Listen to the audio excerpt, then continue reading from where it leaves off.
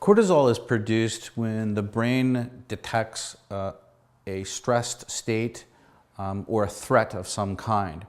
The threat may be real or perceived or imagined, but the brain's reaction is to tell the body to produce cortisol in relation to its perceived threat level.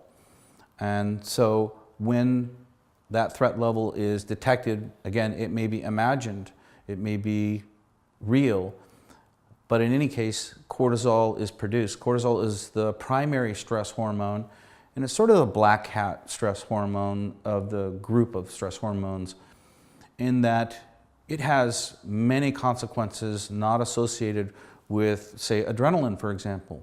Adrenaline is associated with a good experience as much as it can be associated with a bad experience, but cortisol is different. Cortisol produced in the body will create inflammation. And this is key understanding that's only about 5 or 6 years old, and in that inflammation has been scientifically tied to just about every form of disease that we have a name for now. Every form of cancer, for example, is in some way tied to an inflammatory process. Inflammatory process is not just the red flag that there's something wrong and swelling taking place. It's a far more involved process that involves the entire body. So cortisol produces that inflammatory response, which amplifies the chances and likelihood and manifestations of other disease processes further down the road.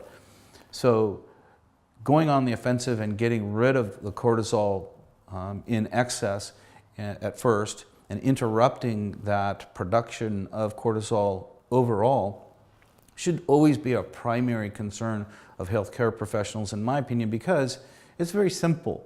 When cortisol is present, you have brain cell death, you have organ cell death, you have inflammatory processes in the joint systems of the body, which lead to, in many cases, life-debilitating pain.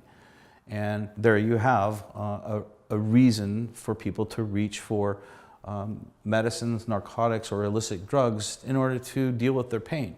People are going to try to do something about their pain, and to think otherwise is to be a bit on the Pollyanna side of it. We have to look at this in a realistic way, and that is that human beings have an innate drive to relieve themselves of pain, whether it's physical or mental, emotional.